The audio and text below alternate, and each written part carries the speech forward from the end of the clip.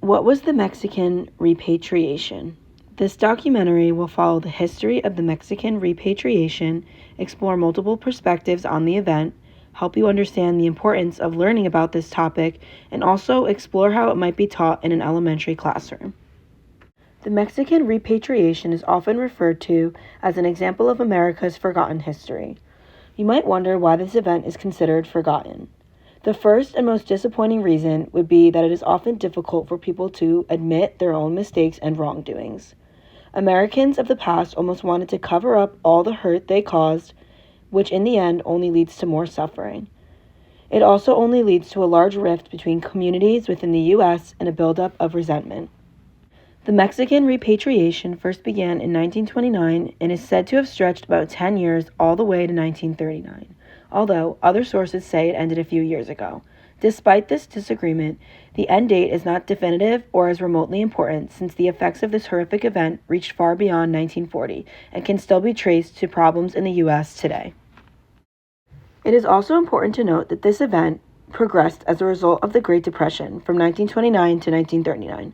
Which was the worst economic downfall in the history of the industrialized world and resulted in the unemployment of every 1 in 4 workers.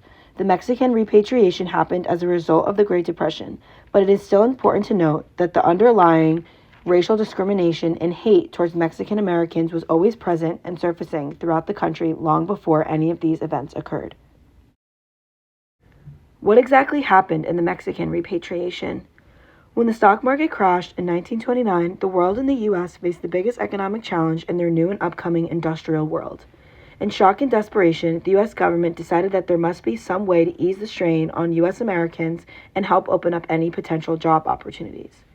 In an extremely prejudiced and hateful manner, the U.S. government decided to deport what in the end ended up being over 1 million Mexican Americans out of the U.S. Without any knowledge or distinction of origins between citizens and non-citizens, the government not only ended up deporting undocumented citizens, but also U.S. citizens as well. The population was regarded as not being part of the American community, and they viewed all Mexicans as Mexicans, no matter their origin or documentation status.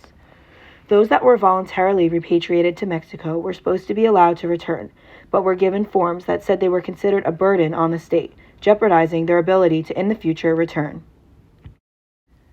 In 2005, a decade after Decades of Betrayal, which was a book that discussed the injustices of the Mexican Repatriation Act, California passed the Apology Act for the 1930s Mexican Repatriation Program.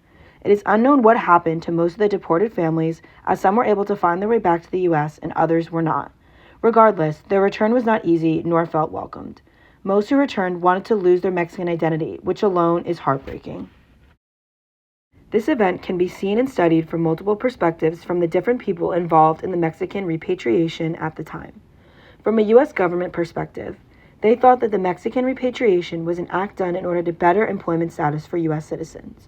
At the time, everyone was thinking about themselves and how to get their families by in a time of great desperation. It was said that the deportation was needed in order to open up jobs and necessary resources for white Americans. Despite the horrific nature and little logic for their reasoning as to why the Mexican repatriation occurred, unfortunately nothing was done to stop it. That could be due to multiple factors, such as the Great Depression and the nature of discrimination and prejudice attitudes at the time towards Mexicans. Although the truth of this event and why it occurred was much different than what the U.S. government said. The deportations did not boost local economies and may have further increased levels of unemployment. It tore apart families and communities, took place without any legal protections, and instilled constant fear of deportation long after the Mexican repatriation ended. At the time, the U.S. viewed this event as necessary for their own benefits and not detrimental to Mexicans and the U.S. as a whole. Not only were they very wrong, but extremely heartless, prejudiced, and cruel. This event is so important to learn about for many reasons. One of them being that forgotten events are sometimes the most critical and crucial to learn about. The fact that this event is not studied or focused on in schools or classes today is extremely heartbreaking and detrimental to history. History is history. We cannot change the past, but by learning about what's happened in the past, it can help us better for our future. It's important to study the Mexican repatriation because by studying and understanding that the injustices that happened are not okay, only allow us to realize that the injustices that are occurring in current day are not okay. Even though these two events are different, they are so extremely similar in the roots of the problem and the events that are occurring, and also the little that is being done to stop them. Thinking about why this topic is important to learn about also relates to the idea of how to teach this topic, especially in elementary classrooms where children may not be exposed to the harsh realities of the world around them.